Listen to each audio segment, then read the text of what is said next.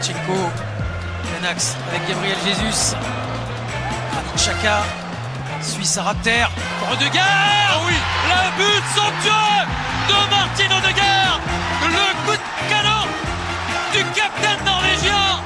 Arsenal avait besoin de se rassurer, Arsenal avait besoin de frapper un grand coup, et c'est son capitaine, Martin Odegaard.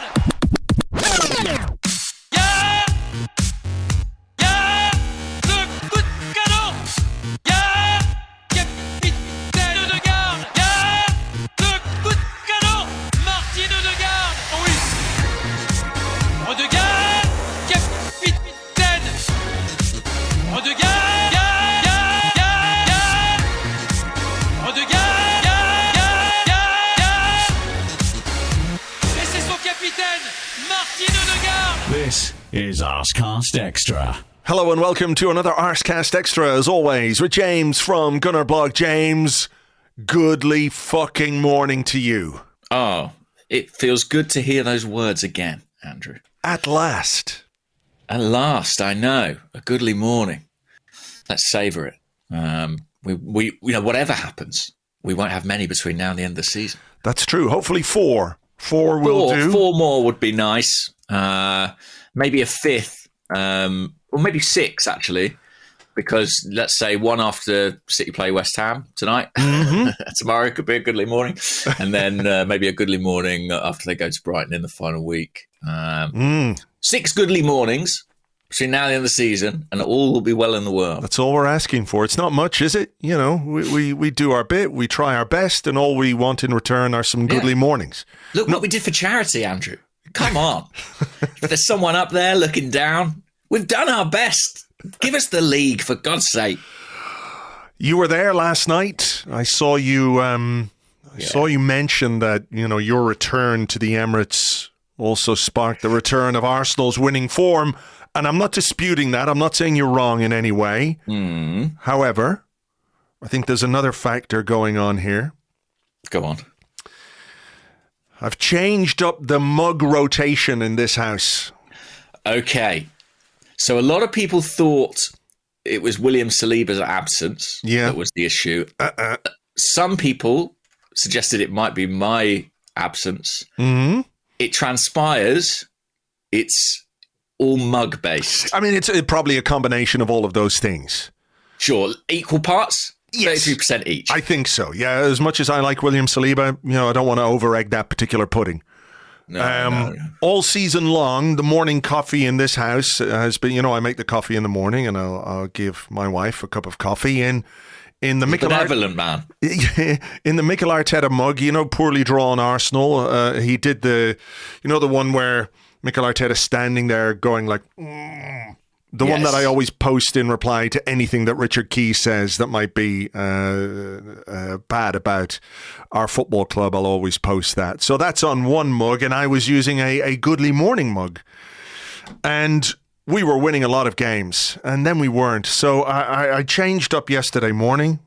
Same mug for my wife, but I changed my mug to a mug that a friend of mine got me for my birthday, for my 50th birthday last year, which says on the side, Lord Cuntington. And I think that's what sparked our revival. So are you going to stick with Lord Cuntington? I am Lord Cuntington until the end of the season. No two ways about it. We shall address you as such. My full and proper title. Yes. I use the Goodly Morning mug a lot. Maybe that should be used more sparingly. I don't know. Maybe so. Maybe just on goodly mornings, so you don't wear it out, Interesting. Well, whatever it is, it all came together to work. I guess the 7th goodly morning could be Chelsea's relegation. Oh, God. I don't think I would be able to contain the laughter if such a thing happened. Nothing could make up for the disappointment of winning the league. Or not winning the league, rather. Yeah. Or could it? I mean, if there is anything. Yeah, listen, we're in dangerous territory there because, you don't want to speak it into existence or speak it into non-existence. But, they're not safe yet. And they're not winning any football matches, and they don't appear likely to. I watched Frank Lampard's interview on Sky Sports afterwards. Yes, compelling, I imagine. I mean, what a load of word salad. He does not have a fucking clue what's going on or how to fix it. It's tactics salad too, I think. Yeah. On the pitch. Yes.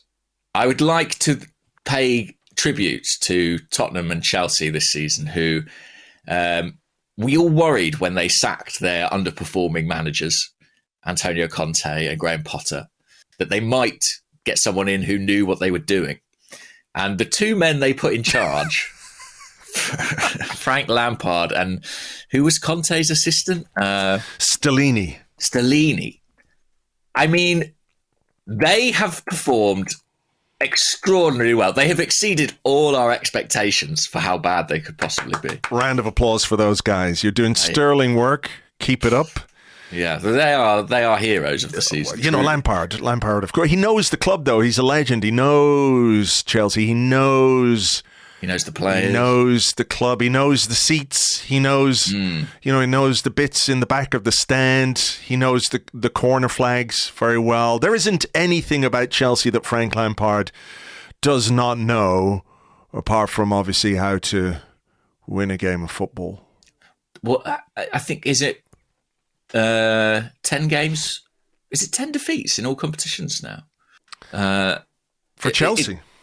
It's pretty atrocious. Let's have a look. Frank Lampard, 6th successive defeat. Wow. Yeah. 6 defeats on the trot in all competitions. The first English manager in charge of a top flight team to lose 10 games in a row for 35 years.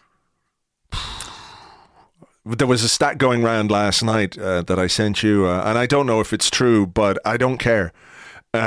His last 20 games as a manager, and actually I think it is true because I saw, well, it's either true or somebody's photoshopped a BBC logo onto this particular graphic where Lampard's last 20 games as a manager, won 1, drawn 2, lost 17, scored 9 goals, conceded 43, a win rate of 5%.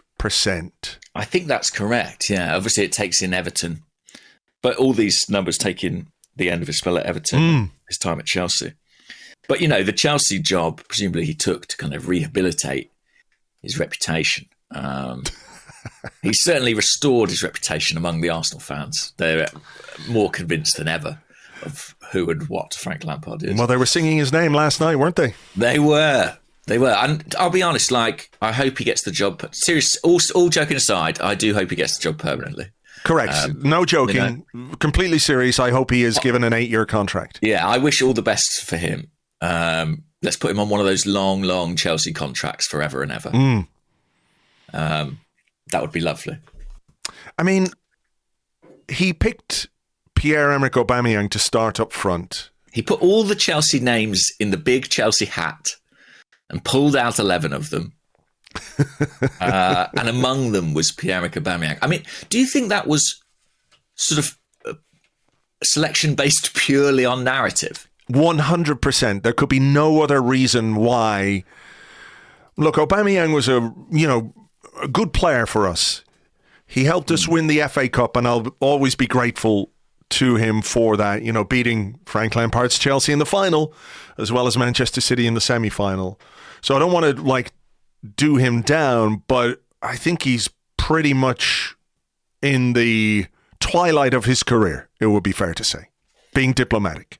Yeah. Hadn't started a game since, the last game against us, which was back in November. Is that right? That is right. Had not started a Premier League game since maybe started that day, actually. He was terrible, and he was even worse last night.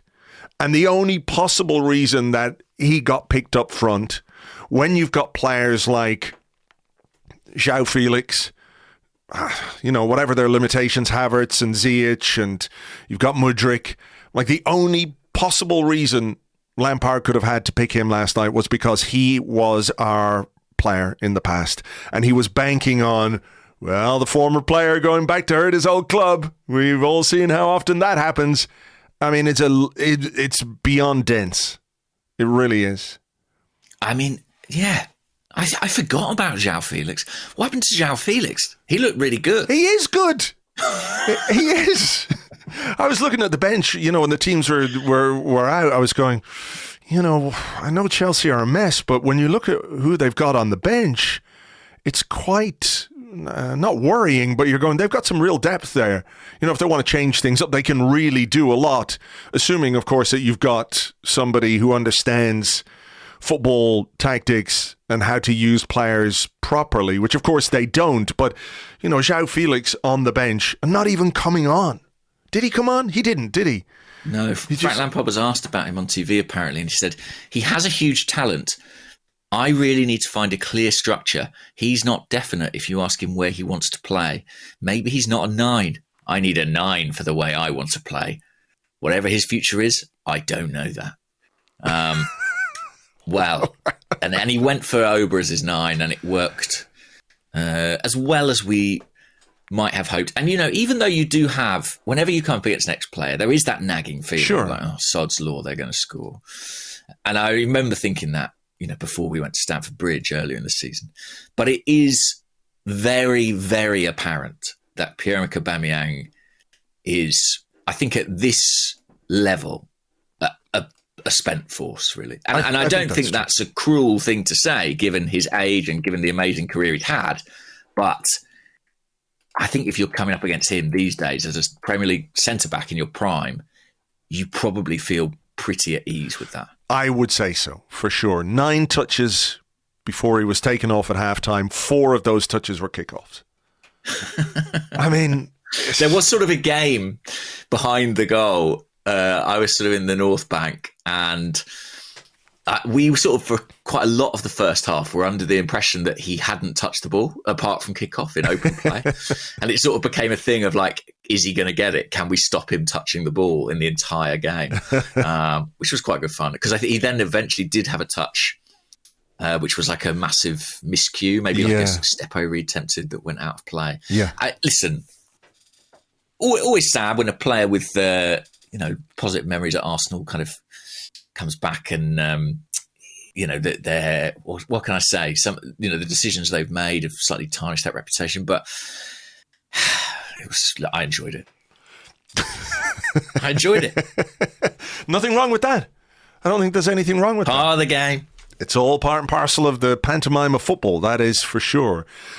Mikel Arteta made changes to his team, and there was a lot of speculation pre-game about what he might do, what he might be able to do with certain positions, because we know we're a little bit hamstrung when it comes to the centre of our defence. We don't have Tomiyasu, we don't have William Saliba, we don't have another right back, so Ben White, of course, is tied to that position pretty much unless we change shape. But he brought in Jakub Kiwior to play as the right-sided centre half. Yeah. A left-footed player playing alongside alongside another left-footed centre half. You just don't see it very often, and we've talked about this before. You see 2 right-footed centre halves all the time, so why shouldn't you see 2 left-footed centre halves? That was basically his only real option at centre half. In midfield, Jorginho came in for Thomas Partey, and Leandro Trossard started ahead of Gabriel Martinelli on the left-hand side. What did you think of those changes before the game started? I thought he might make 1 or 2 of them, but I didn't necessarily anticipate him making all 3.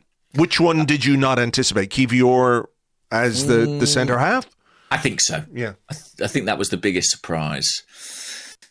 But, I guess he felt that the time had come. He needed to change it. And Arsenal had been a little bit of a rut of late, and I think it was, obviously the result bears it out. It was the right thing to do.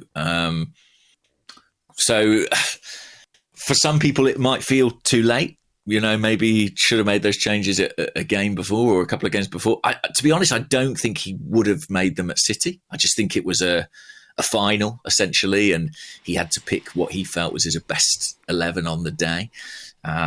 But I thought he got it right against Chelsea, and I thought I particularly thought that Jorginho was a good pick for this game. I just think that he added a layer of control, particularly in that first half, that has been missing from us recently. I think I had this thought during the match, but I was like, I think when we sort of sit back and look at the season and paint it in broad brushstrokes, I do wonder if we'll remember the first half, the pre-World Cup period, as being sort of, our defining performances within that were characterised by control and the way in which we kind of suppressed the opposition. And then I think when we look at the second half of the season, whilst there have been games where we've exhibited control, the kind of defining, memorable games, the ones that will stay with us, have been much more chaotic in their nature.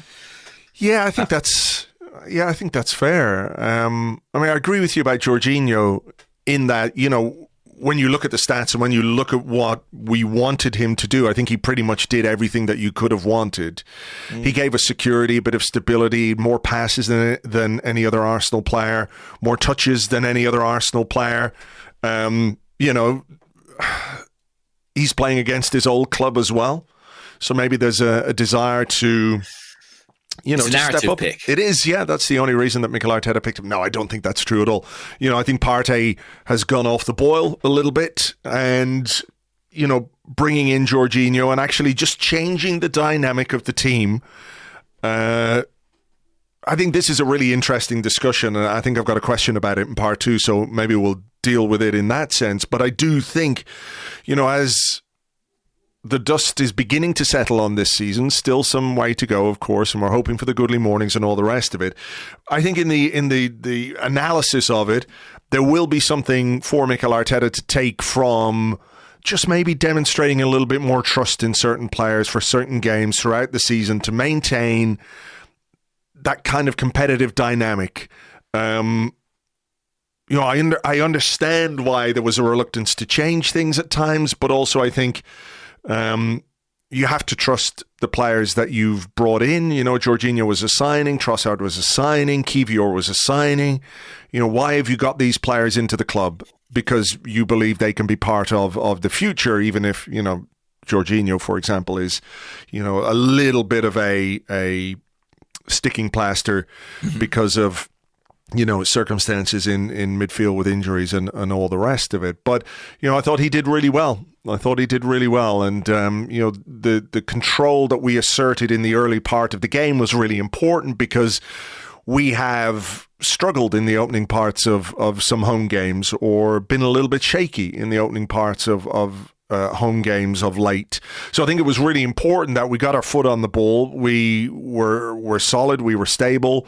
We kept possession, and I think he really helped us to do that. Yeah, and it was, again, look, hindsight's always 20/20, but I do wonder if we might have seen a little bit more of him in recent weeks. I think back to Anfield, he didn't get off the bench in that game. Didn't get off the bench against Southampton either. I do wonder if there were one or two occasions where his experience might have been valuable. But that's all, in the past at this point in time. I think you're right. Arteta, he has got to learn to trust a wider group, a wider squad. And I think I had a chat sort of on Twitter with Tim Stillman about this yesterday, but I think probably we as fans also need to accept rotation. We need to learn that sometimes a player doesn't play a game and it doesn't mean they're dropped and they'll never be back in and this is now our best 11, but sometimes you just got to pick the right team for the moment, for the night, for the game. And Arteta did that against Chelsea. It's interesting because, he made the 3 changes and obviously that has an influence. And if you want to sort of take the game apart from a tactical perspective, that's obviously going to play a big part in that. I think there were 2 other components that went into this game going the way it did. One is Chelsea being sort of truly appalling in that first half. Yeah. And the other, I really believe, is that there was the quality of pressure on Arsenal last night was different. There was... it was not the sort of excruciating, intensity of the City game or the Liverpool game. I think City having the upper hand, having the league in their hands at this point in time, just eases that pressure a bit. And personally, I think, I can't know, but I think that helped us a little bit. I think that's... I'm not sure I agree with that 100% because when you've been battered and when you've drawn 3 games in a row, I think there's a pressure that comes with that as well. I know it's different, but I think there is a pressure to get back to winning ways. Yeah, I don't dispute that. Yeah. I just think, I think the stakes, obviously the stakes are still high, but they're just not quite as high as they were. Sure. And I think, this is just my sort of personal theory, but I think the pressure of the City games and the weeks leading up to them did tell a bit. I've sort of come around to that perspective, and I thought we looked, liberated in some respects from that. But again, we were granted that liberty by Chelsea, who were diabolical. They were really bad, and perfect opponent. Yeah, I don't want to do us down, because I think we were really good in the first hour of this game. Mm-hmm. I think we played very well, but I do think you have to acknowledge that Chelsea are just an absolute shambles at this moment in time. As funny and all as it is, when you try and analyse a game, you have to take that into consideration. But I do want to talk more about what we did and what we did well, and we were able to do things well because they were just all over the place defensively. Granit Xhaka is not the most subtle player in the world, right? But the way he was able to ghost into space and find his way in behind those Chelsea defenders time and time again, without them being able to do anything about it, or even on the pitch able to organise themselves in any way to deal with it, it was hilarious. I also thought an interesting part of this was the fact that Gabriel Jesus did not drop anywhere near as deep as he has done in recent games, and I think that just gave us a bit more of an outlet, if you like. That's a good point, actually. I didn't notice that in real time, but yeah, that does tally from what I could see at my end. Yeah. I think we just had we were weighted more heavily up the top of the pitch, and Chelsea, when they got it, they couldn't do anything with it. We defended well, we were organised, and the opening goal, Xhaka to Odegaard, great hit from Odegaard in off the underside of the bar, and I think that goal cemented the positive start that we made to the game. Yeah, we did make a good start. There was a couple of moments early on. I think Kepa made a good save from Xhaka, didn't he, inside the box. Maybe Saka had a looped header as well.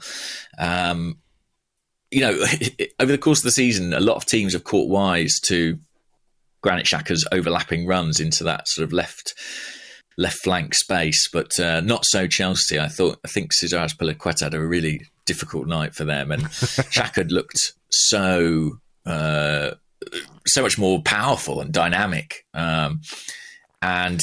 Great pick out and a brilliant finish. I think Jamie Carragher said it on the commentary, but all goals look better when they go in off the bar, and that was one. That is very true. Azpilicueta, by the way, he just looked like as the game went on, he got angrier and angrier. Yeah, he really struggled, and yeah, Trossard, Xhaka, Zinchenko, they gave him the runaround.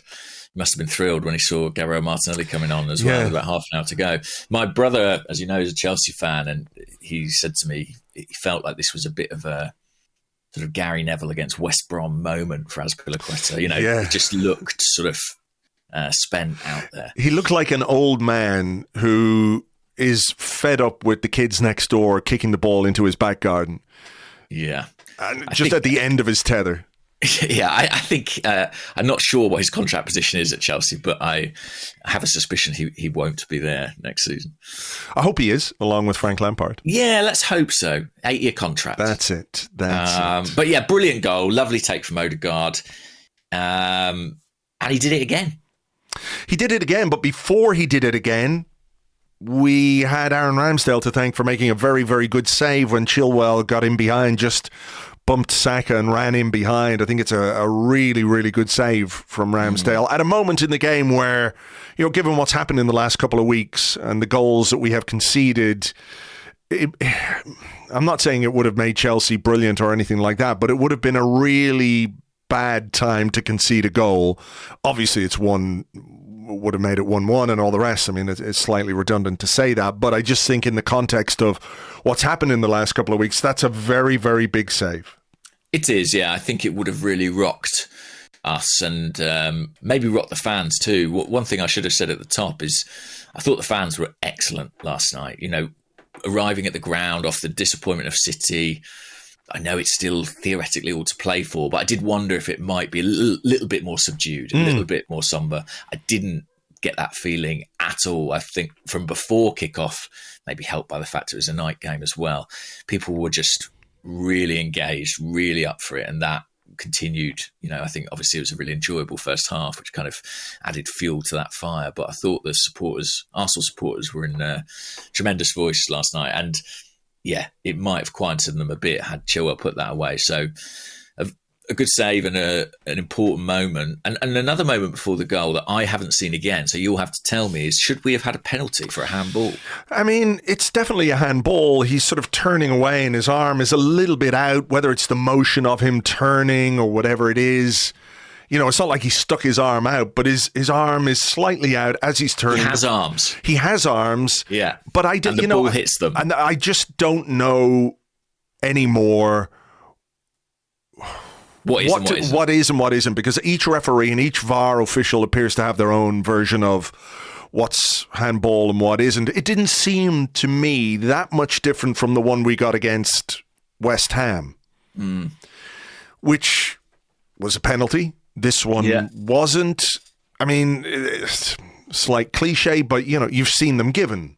There's only one solution to this, which is that when all footballers sort of graduate their YTS schemes and sign their pro deals, they should have their arms amputated, like at the contract signing. Hard for them to sign the contracts then, or you mean after, obviously? There's a flaw in my perfect plan. I mean, it's just one of those things that we're going to have to, or we do have to accept that, one man's handball is another man's accidental or whatever. I just think, one of those where the ball hits an arm and it's really close range and everything else. I think there was enough distance here that you couldn't use the proximity defense. Yeah, the players looked really convinced. Yeah, I think it probably should have been a penalty, but like I say, it's just impossible to know. But we didn't let it bother us, and of course, scored a second goal through Martin Odegaard again.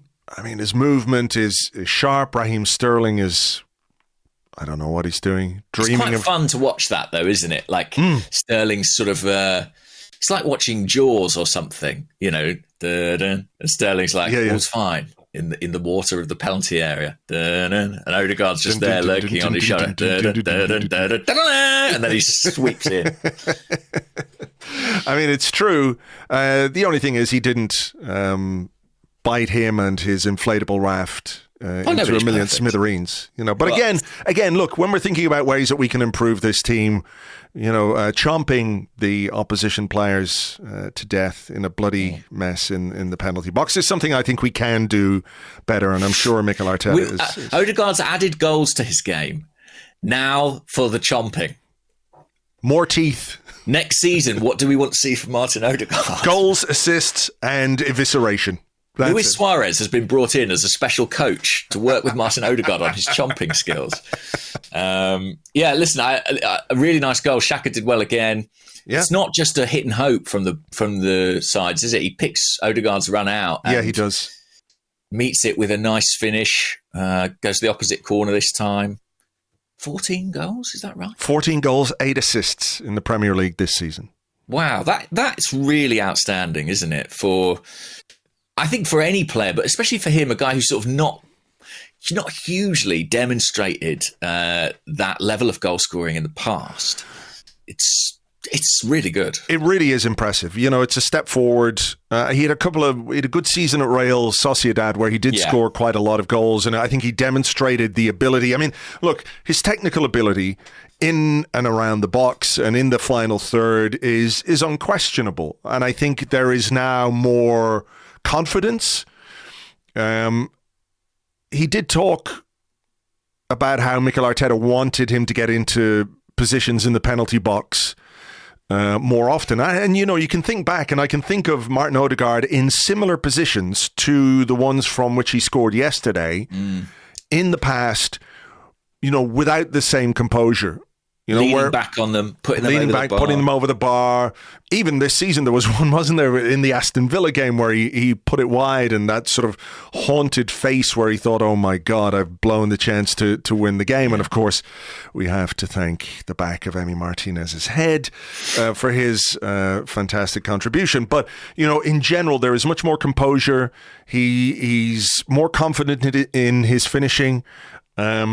I think he's capable of scoring that many goals, 10 to 15 goals every season. Why not? He's got the ability to do it. He's shown this season that he can. He's still only 24. There's more to come. I think it's a great number. And I was thinking about this game before kickoff, and I was going, what we need. We need someone to just kind of step up a bit here, to put in the kind of performance that helps a team bounce back, restore a bit of confidence, whether it was going to be Odegaard or Xhaka or Jesus. I was looking for it from somebody, and I think we got it from Martin Odegaard and, to a slightly lesser extent from Granit Xhaka, who was really quiet against Manchester City. Not a good day for him, but those two assists were not hidden hope, as you say. They were deliberate. And, that's a big contribution from him as well. When you look at Xhaka was really good, actually. I thought his use of the ball, his energy levels, he looked back to his best after an inauspicious game at the Etihad. And those two, Xhaka and Odegaard, were as good as they've been for a while. And Odegaard played like a man who'd heard everyone talking about Kevin De Bruyne all week, frankly. Yeah. And said, I'm not too bad myself. And it was that second goal, just created the momentum. And we added the third, very quickly, wasn't it? It wasn't too long afterwards. And I'm sort of at a loss to describe what happens here because, we've talked about Chelsea being bad, but what the fuck are they actually doing? What is happening there? Sort of flailing on the floor, like. They're like those. They were fish. Those. Yeah, did you ever see the, outside a used car lot in the US where they have these big inflatable men that stand there and wibble back and forward in the breeze? They were like that, except they fell over on the floor. And I think, much as it pains me to praise or give any kudos to a Chelsea player, I think Thiago Silva is just an unbelievable footballer. Yeah, he is. At 38 years of age, I think he's their best player by some distance. He is, the consummate professional. The game we played against them earlier in the season, without him, it probably would have been 4 or 5-0 to Arsenal. He is that good. But they have reduced him in that moment to one of those flailing used car lot men. It's crazy. I don't know what they were doing. But, I'm glad they did it. Xhaka probably should have done a bit better. It comes back to Jesus. He drills it in, 3-0. And, having been 2-0 up in a couple of games, I was very, very, very glad of that third goal. It matters, doesn't it? Yeah. It just gives you that bit more security and comfort. Had we got a third goal in the West Ham game or the Liverpool game, we might be talking about things very differently now in terms of the title. That killed it, and it was party time from then on. And there were a couple of moments towards the end of the first half. There was a giveaway playing out from the back, but I did notice actually, and I thought this was a positive sign, that in the final 5 minutes of the half, I think just after the sort of Ramsdale Duff pass out, Arsenal really took the sting out of it, and I could see on the pitch, when the ball went out for a goal kick, Ramsdale would tell the ball boy, no, don't give it to me. Don't give it to me. We want to get tough time. Xhaka was, directing traffic, saying, go long, take your time. I think having got to 3-0, they recognised the need to go in at 3-0 just because there is that bit of anxiety there now, I think. And we'll talk about this in the second half, doubtless. But because we've thrown away a couple of leads, nothing feels quite as secure as it probably should. That's true. And we'll come, I think, to the moment where perhaps the mood changed a little bit. But Mikel Arteta said we played really well for an hour, and I think that's true. And Granit Xhaka was quite interesting on Sky. I don't know if you had a chance to look back on it. I haven't seen that yet. They had Xhaka out with Patrick Vieira, Cesc, and Jimmy Floyd Hasselbank. Do you know what? I was looking at it, and I was struck by Xhaka's a big guy, but I was struck by the fact that Vieira is still way taller than him, and I forget what an imperious figure he was in our midfield. What physical presence he had. It was just something that occurred to me when I was watching the interview. But they were talking about being 3-0 up at halftime and then wanting more. That they spoke about it specifically at halftime to get a fourth goal, to get a fifth goal, to really, really turn the screw on Chelsea. So on the one hand, I'm heartened by the fact that this is what they're talking about and they know that this is what they need to do. And I think we're in a phase where we can see that there are improvements that can be made, and the club is, and the manager is going to work towards making those improvements in the transfer market over the summer. And I think, this is one of those things where when you have an opposition like Chelsea in the state that they were in, and when we played as well as we did for an hour of this game, you want more than 3 goals, and you should get more than 3 goals. You should turn that dominance into complete dominance, and then you can flick the switch and you can do the Olays and you can party, for the last half an hour, take your foot off the gas, because you don't need to go hell for leather because you've won the game. We did have chances. There was one cleared off the line. Thiago Silva, turned back into Thiago Silva, not the flappy used car man. He cleared one off the line. Yeah. Xhaka had a chance that Kepa made a good save from, but I think probably Xhaka could have done a little bit better. Didn't get the ball out from under his feet as well as he might have. Jesus at the back post. Yeah, that was just after. Should have kept it down. There was Saka, whacked a shot not far wide. And then we make a mistake. And to be honest, it's interesting, isn't it? We were texting at half time, and you said to me, I'd love it if we really, stuck it to Chelsea and put another couple of goals past them. And I was like, well, I'd love it if we'd got a clean sheet. We haven't had enough of those. And neither of us quite got what we wanted in the second half. But I do think that we were a bit unfortunate that, well, you can call it unfortunate. You can say maybe not ruthless, depending on how you look at it. But I think ordinarily the series of chances we created in that opening period of the first half would result in a goal or two, the way that we have been playing most of the season. So I do think 3-1 is a bit of a distortion of the pattern of the game. But nevertheless, I was disappointed to see us concede, and it was sloppiness, I think, really. Yeah, I think I would be more frustrated if the team came out at halftime and just sat back and were content to see out the lead. They did go for it. They did try in that opening hour to get the other goals, and it just didn't happen. And again, I think it is something that we can do better and something we can improve on. But the last few weeks really played a part in how I felt. I don't know how you felt or anyone listening, but when that goal went in, there was part of me going, well, Chelsea are shit. They've been shit all evening. They've got a goal, not great from us defensively. I think Madueke gets behind Zinchenko a bit too easily. It is a good pass from Kovacic. I wonder if we could have closed him down a little more quickly in midfield. But it's a good goal, from their perspective. Good pass, good run. Gets a little bit of luck, I suppose, with the finish that it bounces over Ramsdale. But I was like, they're bad.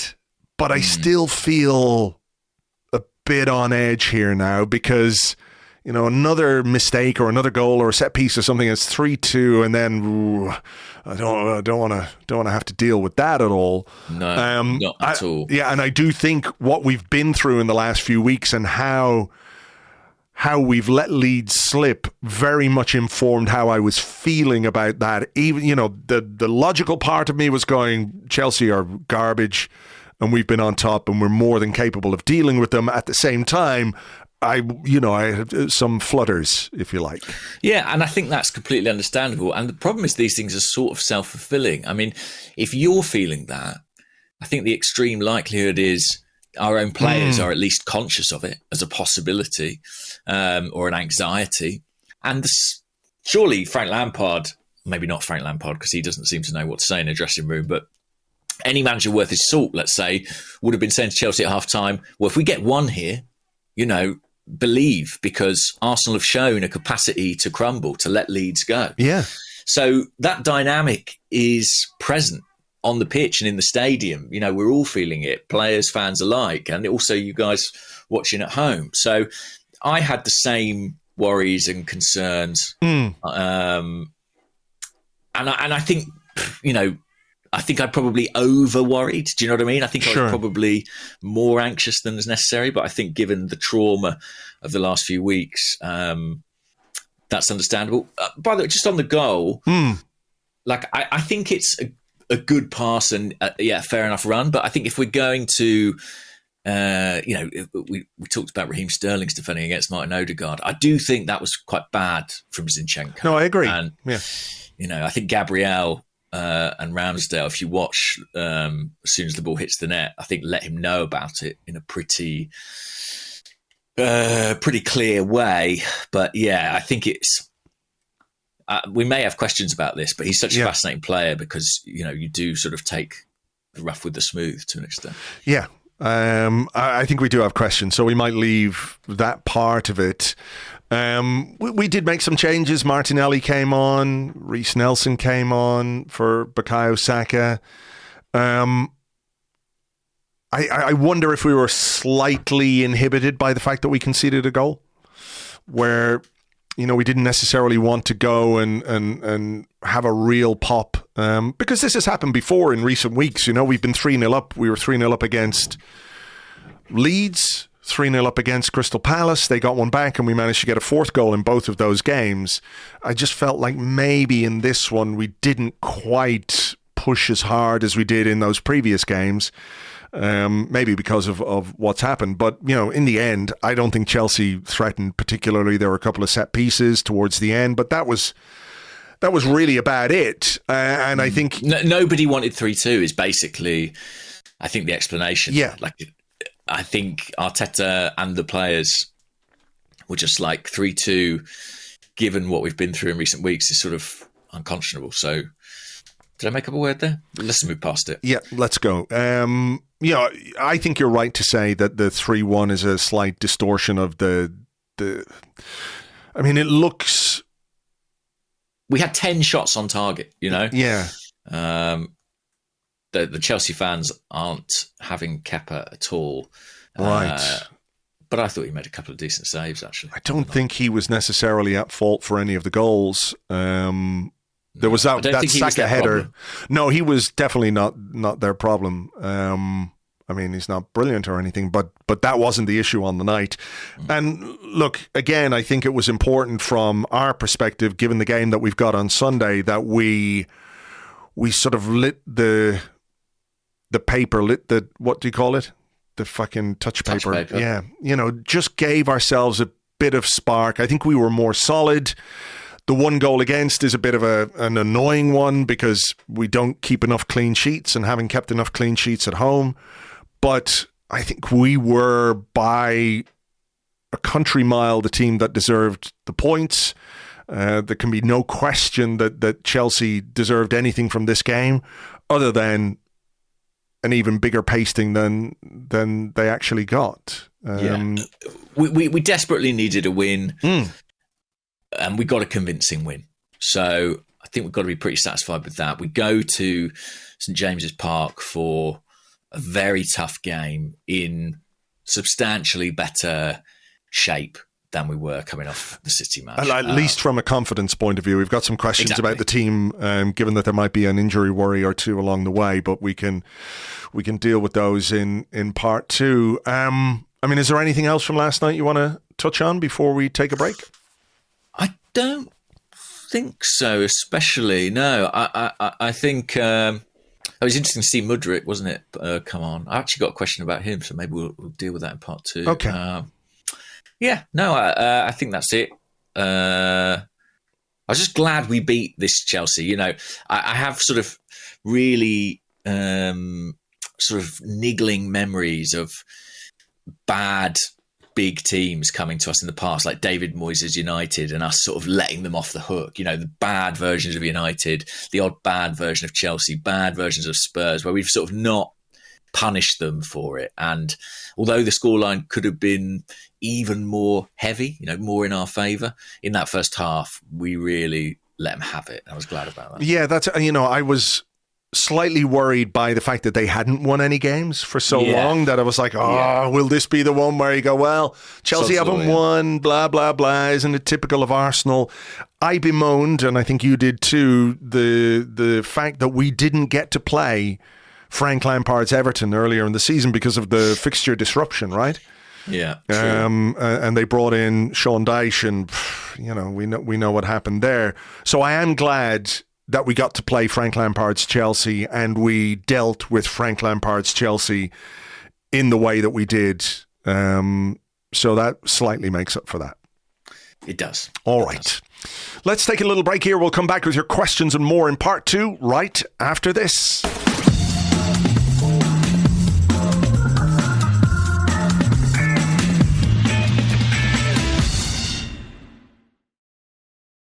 Welcome back to the Arsecast Extra. This is part two of the show where we answer questions that you send to us on Twitter at Gunnerblog and at Arseblog. Also on the Arseblog Discord chat server, which you get access to if you are an Arseblog member on Patreon. I just want to start with this one, James, because it's I'm curious what you think of this. Oliver Adams on Twitter at Oliver Adams 88 says, "Goodly morning, gents. Last minute question. What did you think of Xhaka's new initials on his top? A name change? Someone else's top? Or Tottenham get battered?" Granit Xhaka is on Sky Sports wearing like his Adidas training top, and we know that they're all monogrammed, right? They all have their initials on them. His says TGB. Couldn't be Tottenham get battered, could it? Well, my suspicion is it's someone else's jacket, and it's a member of the backroom staff that, I don't know, hasn't been the subject of an athletic profile yet. But I would love it if it was Tottenham get battered. That would be... I mean, I think in folklore it will be, right? It will be, but who could it be? I mean, maybe it's one of our Irish physio guys, Tomas Gerard Brennan or something like that. Yeah, I don't know. 3 initials. GB. I will say that... there were a few good rounds last night of Chelsea get battered. Yes, I heard that. And it's true as well. It's just as true for Chelsea as it is for Tottenham. Right now, it's very much true. Yeah. And by the way, on the mention of Tottenham, truly hysterical scenes at Anfield.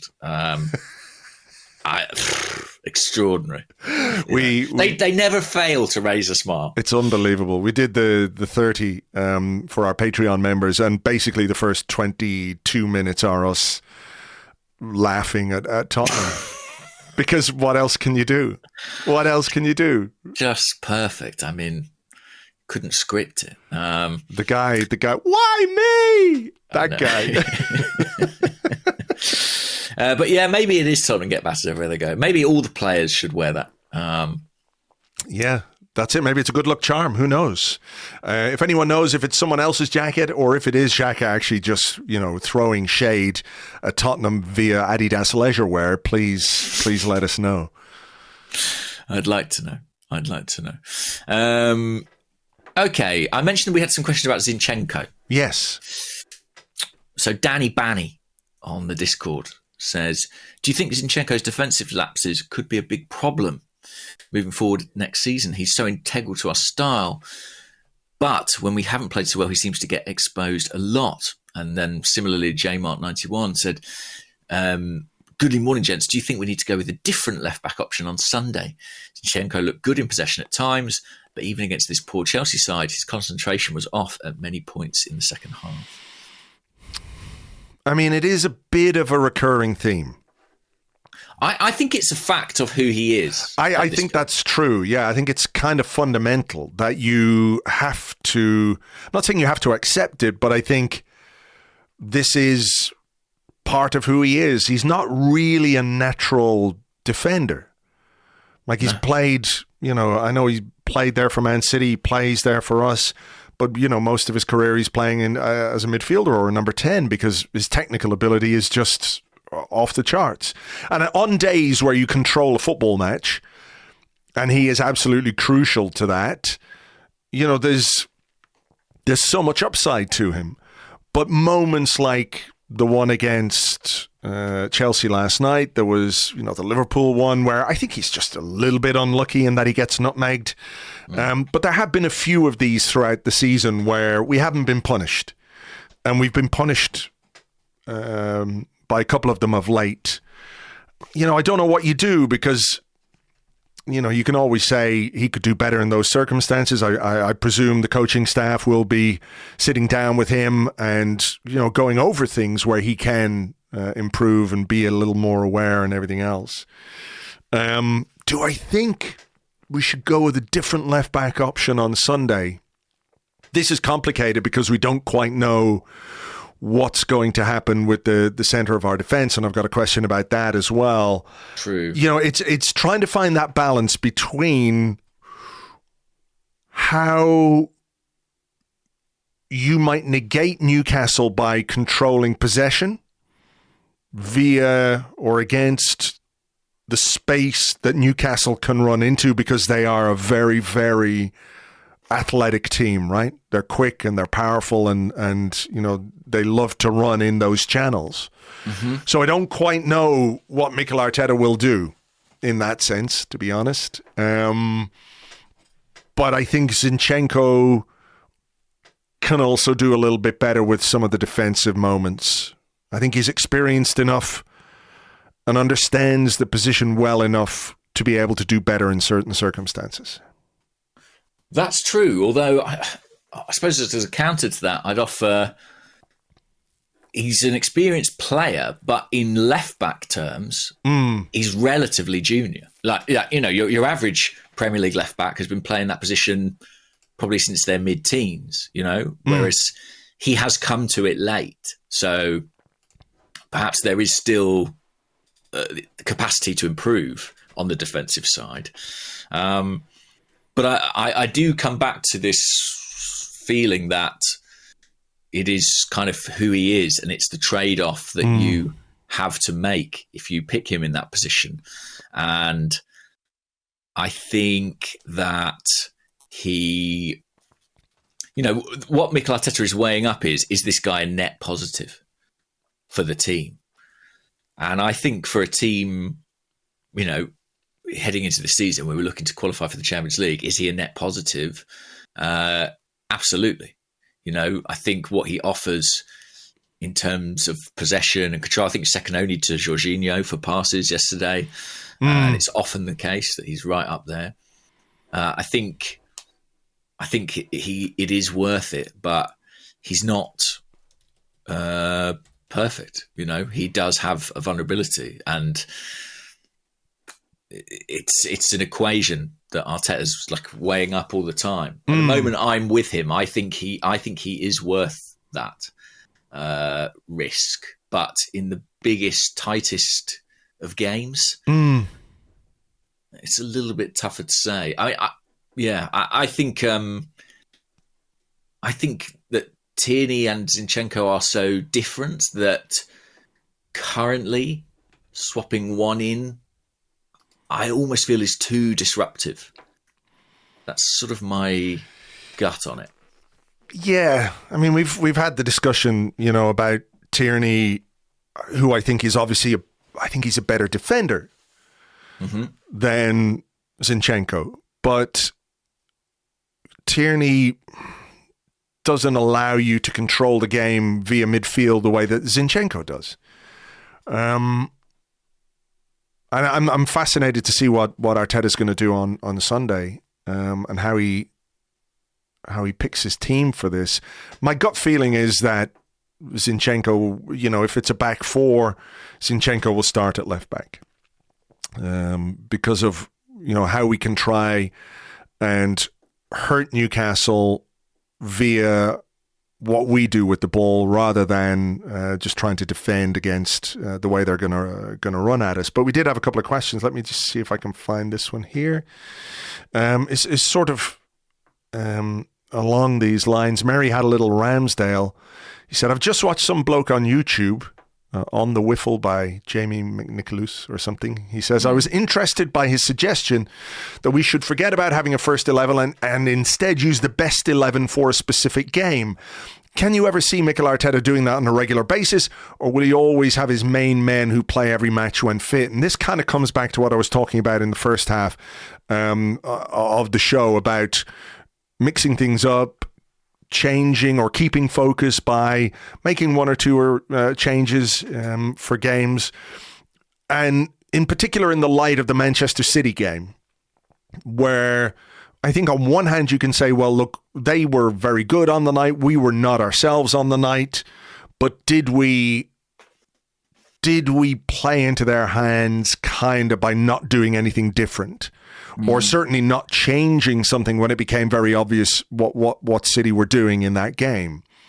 So how quickly, if at all, do you think Mikel Arteta could implement something like that, where he goes, okay, maybe now that the momentum has gone out of our season in a way, because the whole if it ain't broke, don't fix it thing is very compelling, right? Why change it when everything is going really well? I get that completely, but that's kind of gone. So is that an opportunity to pivot to something that's a little more pragmatic at times? I think so. I also think that this is kind of the next stage of the squad development in terms of the transfer market, is bringing in players who truly provide that level of flexibility and different options. If you look at centre half, I think there kind of is, Gabriel and Saliba have been the clear first choice next season. And it would be lovely to think we might go into next season either with Kiwior elevated or with another centre-back who comes in and means, well, look, we can leave one of those out and bring another in. Similarly, in midfield, we're talking about options like Caicedo, Rice. Would they give us that ability to make changes without it hugely destabilizing or feeling like it's lowering the quality? Sure. I think that's something that we need to address in the market. In terms of like the way we play, I kind of feel like the way we play is good enough and largely has been good enough to beat 19 of the 20 teams in the league. I just think that the City game is a different beast and one that required another approach, probably, with hindsight. Well, I think that's true. Certainly, whatever about the starting lineup, the inability to change it, or I say inability rather than unwillingness to change it, on the night was a little bit of an off night, I think, for Mikel Arteta, I guess you would say. We did have a couple of questions about Jakub Kiwior. For example, GM AFC says, "Goodly morning, guys. How good was Kiwior tonight? I don't know if it's just in-stadium bias, but I thought he looked composed and confident, albeit against an awful Chelsea. I think he's got to keep his place for Newcastle." And Gambling Blues said, "Kiwior had an effective game at centre-back. Seemed really comfortable reading movement and getting in good positions. What did you think of his performance and upside after today?" I'm not sure. I think it's hard. It was hard to tell to be honest with you. I thought he looked comfortable and I thought he looked fine.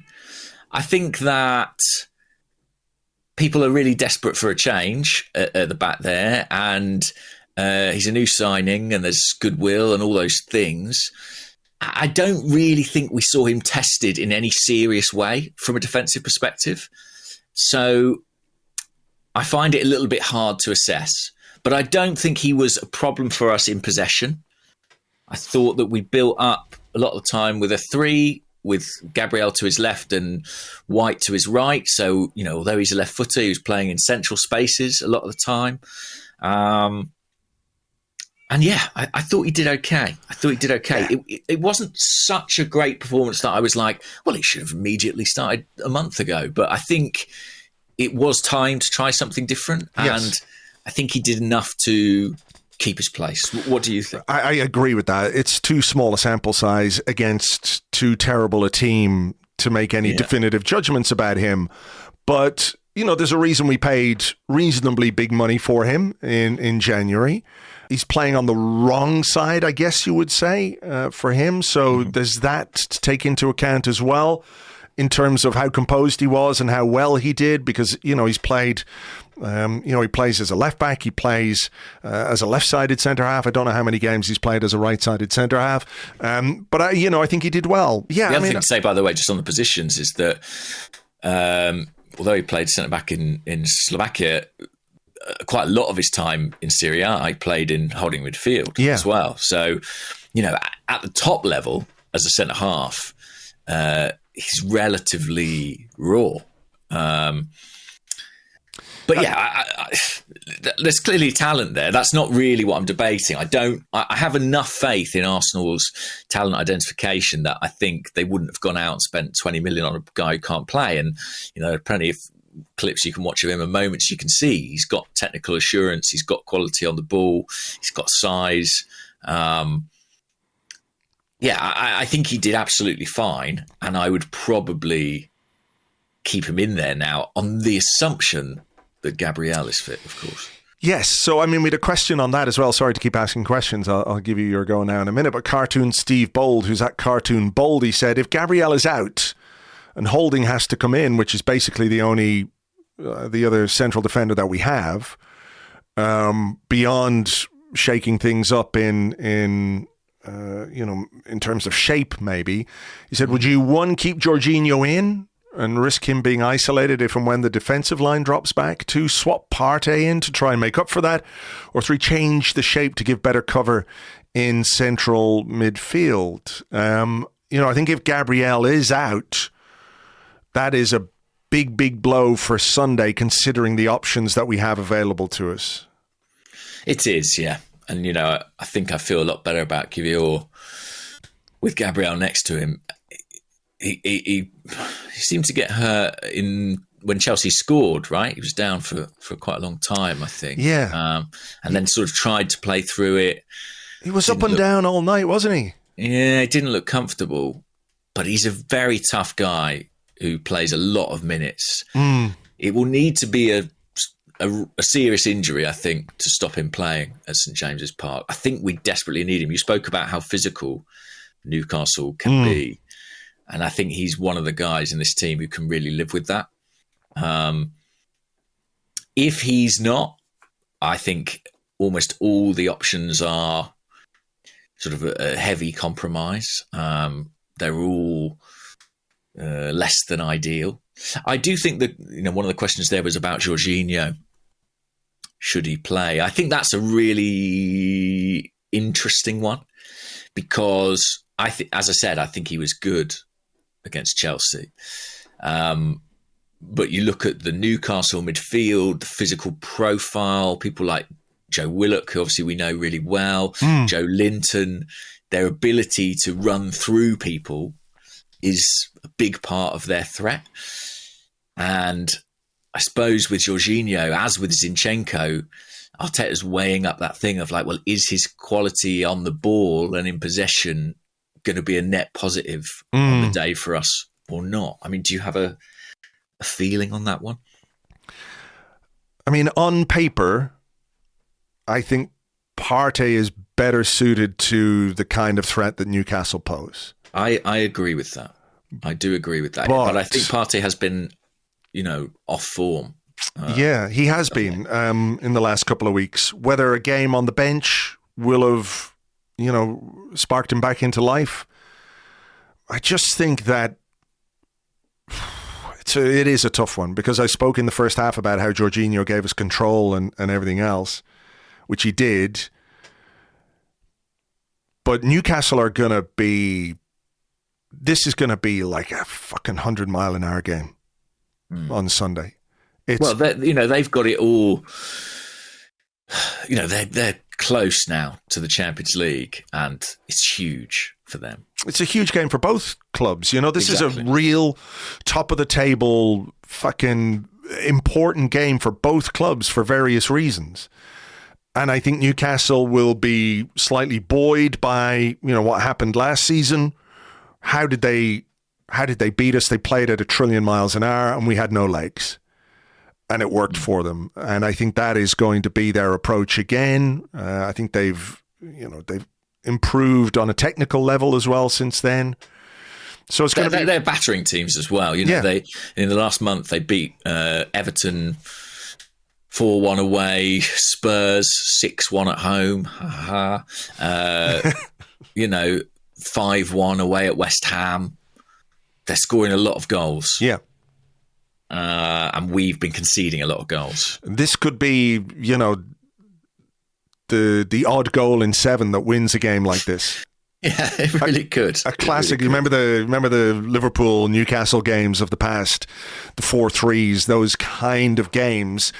Well, to be fair, they're a better defensive team than arguably that team ever was. Sure, and they're better. They're better than us defensively as well. Yeah. It's that, how do you approach this one? Do you try and contain them, or do you just try and hurt them and find the balance? I don't know, because we're in an awkward position now where, it's all ifs, buts and maybes, but had we won some of the games, had we beaten Southampton, I know. You go to St James's and you think, well, a point's not a disaster. But really, we need to win every game now to have a chance, I think. Sure. That's a tall order. It is a tough one for Mikel Arteta, and of course, the decisions he makes about the team selection will be informed by the fitness of someone like Gabriel. Maybe there is a case to be made that if he is missing, then you can bring in Kieran Tierney and maybe shift to a back 3. I think there is a need to acknowledge that the opposition plays a part in your team selection, especially at a point in the season when pragmatism might well be the thing that gets you the points over bravery or however, what's the fine line between bravery and foolishness? You know what I mean? So I think the Gabriel fitness thing will have a very significant impact on what we do. Yeah, I think so. I think it will be a very different Newcastle to the one we saw at Emirates Stadium, who came to spoil the party that night. For sure. Eat up the clock and play defensively. This is a Newcastle that are flying. They're at home. It's an intimidating atmosphere. It's gonna be feisty. That is for sure. 100%. I hope let's hope we show our true colours, unlike the Etihad. And some big selection decisions. We said at the top, it's about picking the right team for the day. And as much as I think Jorginho was the right call against Chelsea, I think Partey might be the right call against Newcastle. Yeah. Okay, your question. My question. Okay, bear with me. Well, we had a lot of questions about this. It's a bit of a different perspective, change of tack rather. Emil on the Discord said, what do you chaps think about the willingness to sell Patino? This is what the serious clubs do, right? Sell the good and keep only the great. Is it a good sign that the midfield rebuild is happening this summer? But yeah, we had a ton of questions about that news story from David Ornstein suggesting that Charlie Patino could leave the club permanently this summer. I mean, it makes sense to me, to be honest. I do get the sense that it's probably come from his side as much as anything else, Yeah, I mean, there was a very interesting tweet from, let me see if I can find it here. It was from Gunnar Punner, who's reacting to let me just see if I can find the thing here. Reacting to some quotes from Rio Ferdinand, who says he admires Charlie Patino's decision to seek regular football. He says it's a testament to the kid. When a club offers you a deal, it's not always the best case scenario to stay and wait. You've got to be brave. And of course, Rio Ferdinand is an ambassador for the agents of Charlie Patino. So, we can understand why he might be saying things like that publicly. If the player wants to play regular first-team football, I've got no issue with that whatsoever. I think that's perfectly normal. A footballer's career is short.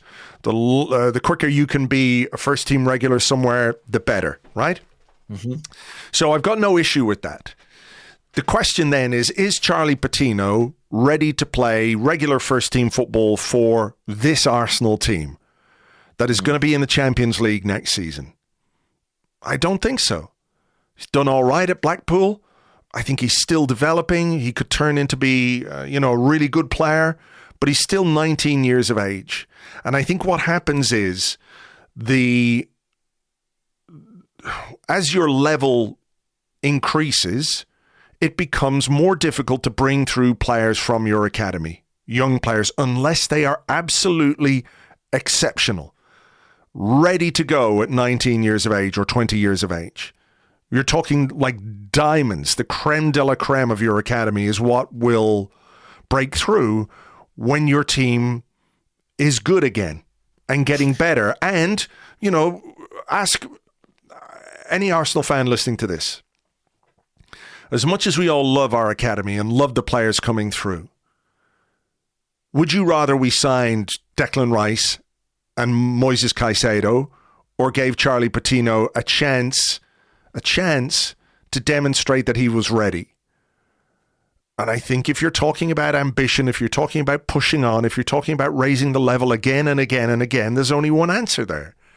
And that is, invest in serious players in central midfield.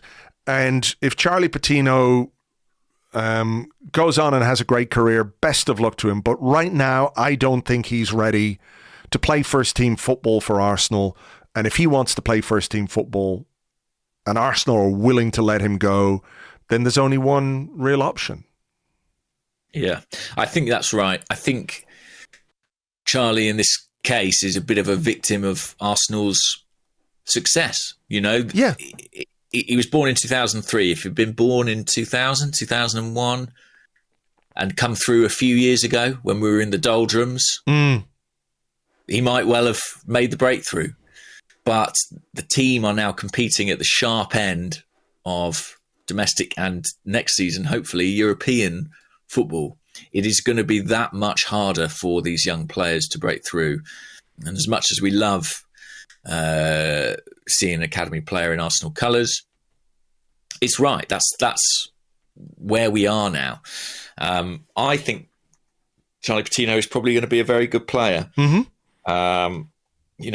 He's clearly very talented, very gifted, and he's done well at Blackpool. But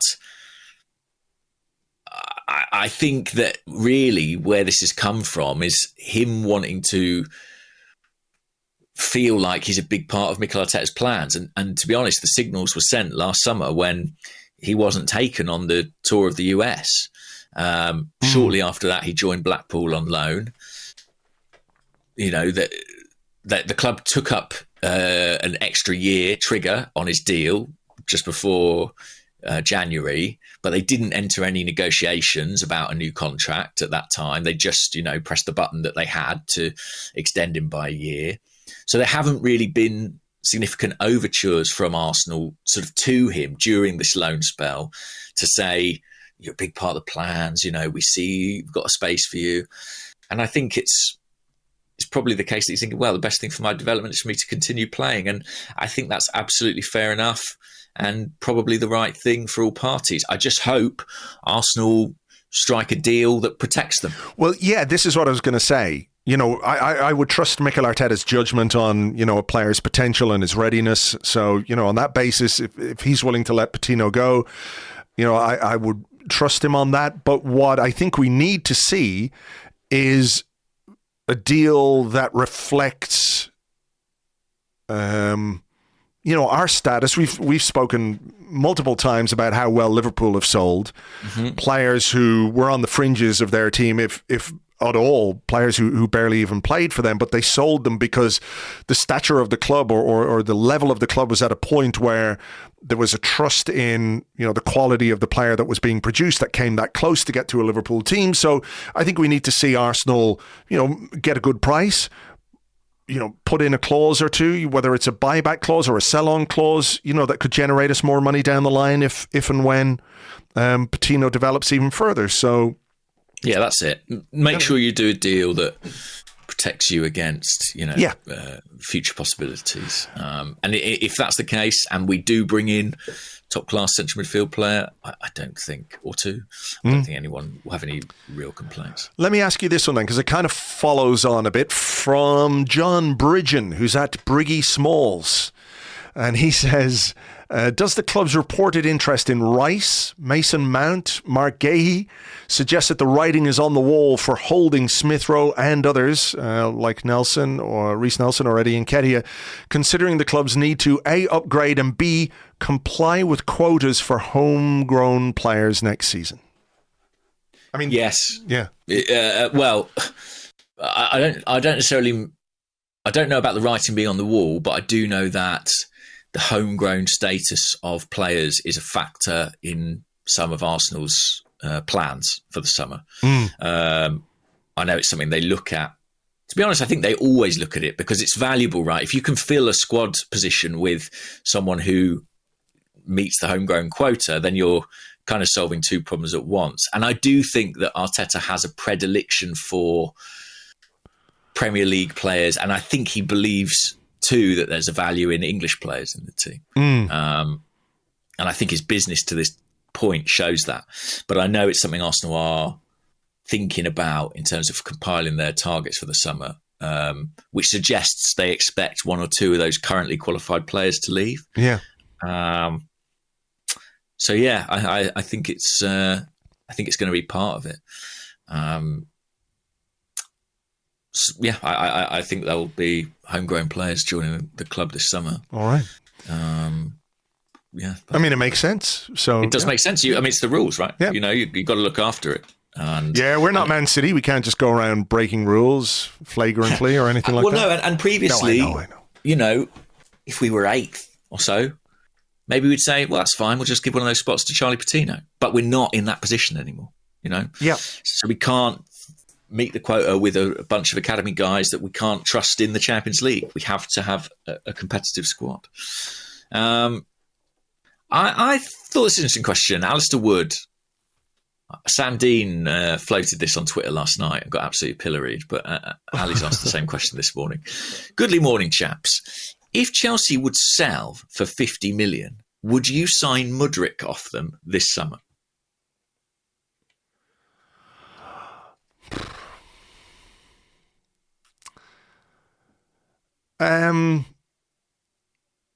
Yes.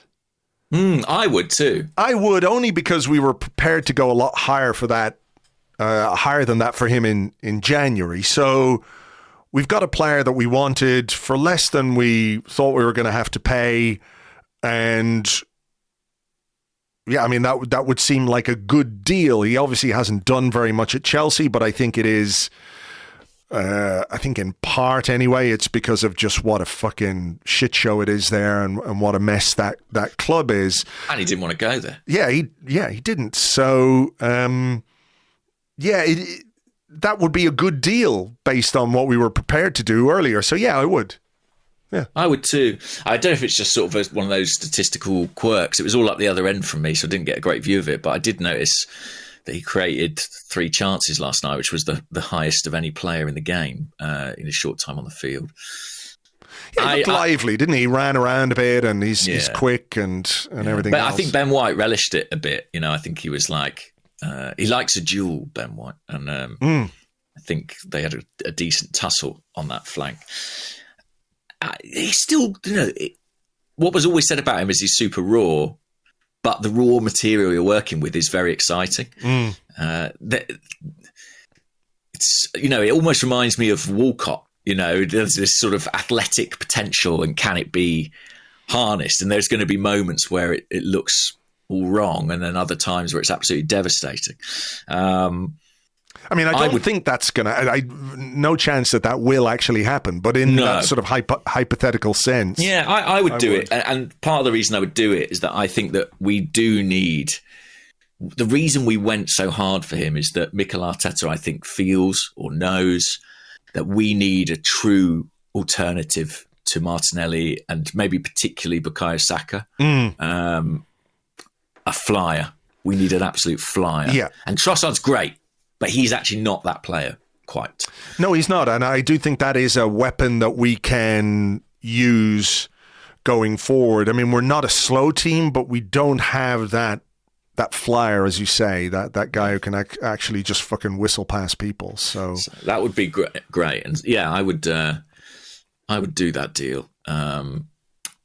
But it won't happen.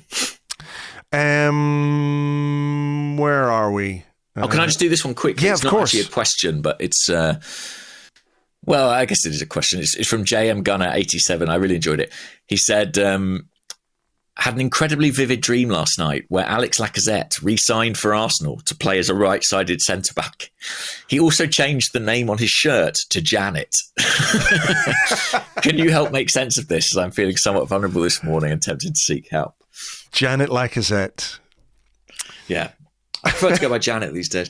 I guess that must come from, you're probably pondering the right-sided centre-back conundrum ahead of Sunday. And your mind has gone to the least obvious and beneficial change that you could make. Arteta's got some decisions to make, but if he names that 11 and he's got Janet Lacazette next to Gabriel or Jakub Kiwior, something's gone very, very wrong. Get him out. Get him out if he does that. I think I had one more. Go on. So let's do this one just to sort of finish us off. Sahil Bansal on the Discord said, how big a case of wine should we be preparing for Sam Allardyce in case he delivers the unthinkable this weekend? Sam Allardyce officially now in charge at Leeds. Javi Gracia sacked. Yes, John Hussain said, how on earth can I support Big Sam in charge of dirty Leeds? I'm struggling. Maybe drink a case of wine yourself. Like you wouldn't get a case of wine for Sam Allardyce. He likes his wine out of a box, doesn't he? Get him a box of wine. It is extraordinary watching these teams kind of blow up all their structures just to sort of desperately save themselves, Leeds have obviously sacked not just their manager, but also Victor Orta, who sort of run the show there for a number of years. They've made a balls of this season, haven't they? In that, like didn't they give Jesse Marsh the transfer window and then sacked him the next day or something? I honestly, there have been some strange decisions this season, and I find the sort of managerial merry-go-round continually giving the same managers a go. Like, let's give Dean Smith another job, and Jesse Marsh somehow being interviewed for a load of Premier League positions, in relegation scraps. It is odd. And Allardyce, it seems completely antithetical to what Leeds have been for the last 5 years, but there you go. What I will say is, I think Leeds have a better chance against City with Allardyce than they did previously. Probably. Maybe so. And like after the game when Leeds have somehow taken a 3-1 win over Manchester City and Big Sam is sitting there with a fucking pint glass of Blue Nun, quaffing it down with a bag of chips on the side, he can take all the plaudits that he deserves. Yeah, as they go to the Etihad on Saturday. I mean, if it was at Ellen Road, you'd think, well, no, I wouldn't. I wouldn't think that. Yeah, I don't think that. Yeah, I'm just looking at their games. They go to the Etihad, then they host Newcastle, and they go to West Ham. But on the last day, they're at home to Spurs. So they'll probably be fine. They'll need like a 12-goal win to stay up on the last day. And they'll be like, don't worry, lads, it's Spurs. Yeah. Where are Spurs in the table? 6th. Yeah, I mean, Unai could push them out of Europe. Well, Brighton could as well. Brighton got 3 games in hand, right? And they're only 2 points behind. We don't want them getting points against us, obviously, but if they can get points to knock Tottenham out of Europe, they're very welcome to 3 points against Manchester City. That's the real sad news, actually, coming out of last night, is that Man City also get to play Chelsea. Doesn't seem fair, really, does it? No, it doesn't seem fair. Could we not make them play, 2011 Barcelona instead, just to make a bit of a match of it? Play himself. Yeah, that'd be good. Well, look, we'll be back Monday, I guess, and I've got a feeling that'll be a busy morning episode. It's a weird, isn't it? This time a year ago, away to Newcastle, roughly a year ago, felt defining in some ways, and staring down the barrel of that again. I mean, it might be. I think there's probably a little less pressure on this game. That's true. Because of the circumstances. It was in our hands at that point. Yeah, exactly. But also, we just fucking didn't have any players, did we? Like, we ran out of. I think Ben White was patched up and couldn't run, and Tomiyasu got injured, and all kinds of unfortunate things happened because we didn't have a big enough squad. And hopefully we've got what it takes to deal with Newcastle on Sunday. It is going to be very, very tough, and maybe a hell of a game. I hope it's just a nice, calm, relaxing 4-0 win to Arsenal, but I wouldn't put too many. We just need that 4th goal, Andrew. That's exactly it. If we could just get that 4th goal at Newcastle away, what could happen, James? Oh no, what have we done? Right. Well, we will preview that game for you guys on Patreon a little later in the week. You can join myself and Lewis for that. If you want to sign up, it's patreon.com/Arseblog. For now, we'll leave it there. Enjoy the win over Chelsea. Take it easy. Have a great weekend, and we will catch you on the next one. Bye-bye.